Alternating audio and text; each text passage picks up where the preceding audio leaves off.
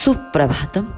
और बिंदु घोष, खबरदारी लीजिए, तुम्हें तड़ी पार करने की साजिश रची जा रही है, भगिन निवेदिता ने सतर्क किया।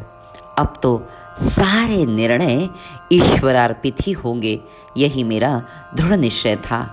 मेरे अंतर्नाद ने चंद्रनगर चलो, चंद्रनगर चलो यह ध्वनित किया।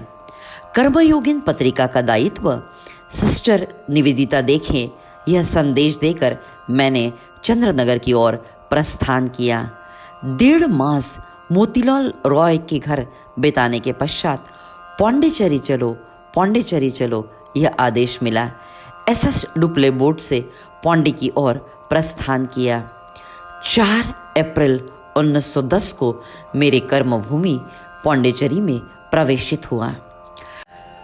तिरुचिरापल्ली के पास रहने वाले श्रेष्ठ योगी नागाई जापाता ने अपने शिष्यों से कहा था, उत्तर से आए योगी तुम्हारे सारे शंकाओं का निरसन करेंगे। उत्तर योगी की प्रतीक्षा में केवल दक्षिण भारतीय ही नहीं, बल्कि फ्रांस से श्रेष्ठ योगिनी मीरा रिचर्ड ने भी 1914 में प्रथम दर्शनार्थ आकर 1920 में पौंडीचेरी में स्थायी निवास किया। पौंडीचेरी की साधना काल में कठोर साधना की, 30 दिन तक अन्न का त्याग भी किया। घंटों तक बैठकर ध्यान, धारणा, प्राणायाम, अखंड निश्चल मन से लेखन, यही दिनक्रम था। आदर्श मानवी दिव्य जीवन के सिद्धांतों का लेखन आर्य पत्रिका में करता। मदर इसे फ्रेंच में अनुवादित करती।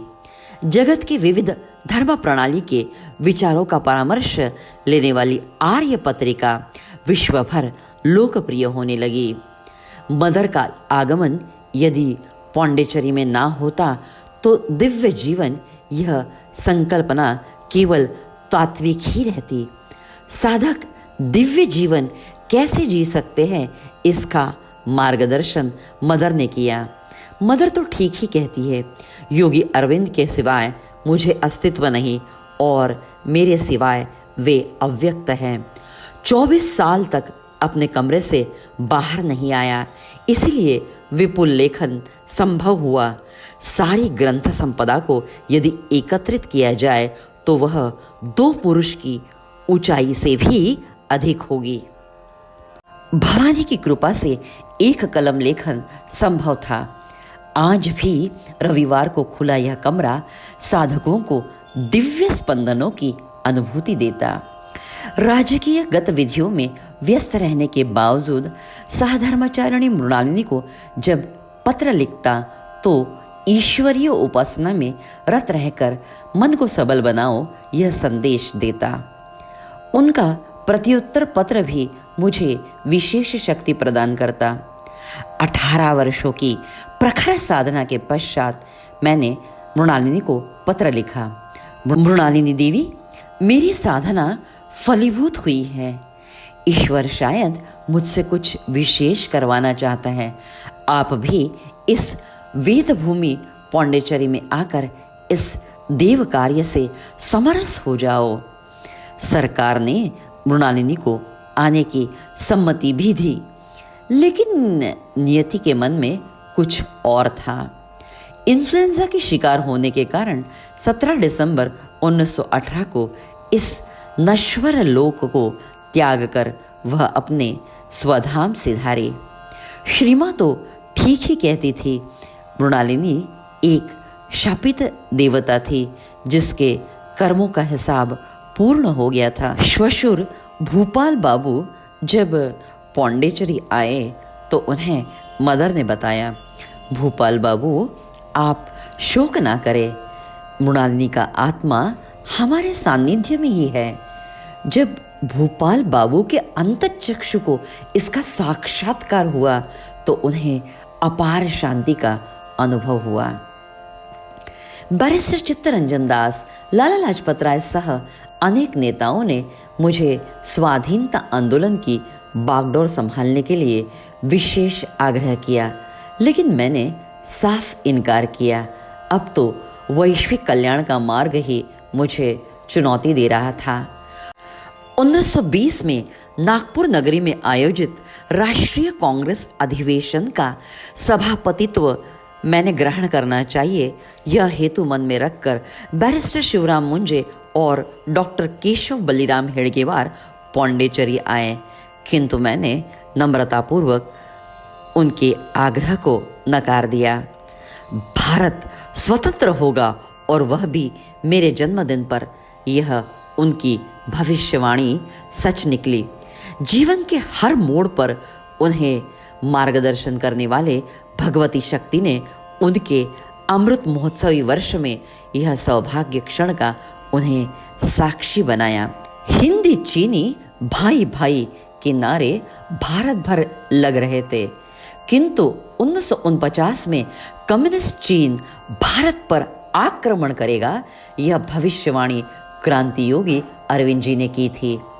भारत के पौंडीचेरी के एक कोने में ध्यान धारणा करने वाले महर्षि को 12 वर्ष पहले चीन के आक्रमण का हेतु कैसे ज्ञात हुआ, इसका अमेरिकन राष्ट्राध्यक्ष जॉन केनेडी को भी आश्चर्य हुआ। 40 वर्ष के प्रदीर्घ वास्तव्य के पश्चात 5 दिसंबर 1950 को वेदभूमि पौंडीचेरी में उन्होंने अपना पंचभौतिक देह का त्याग किया। महर्षि के देह में एकत्रित अति मानस शक्ति मूर्त रूप से उनके शरीर से निकलकर माताजी के शरीर में प्रविष्ट हो गई। प्राण त्याग के पश्चात भी 5 दिन तक उनका देह एकदम तरोताजा एवं सुगंधित था।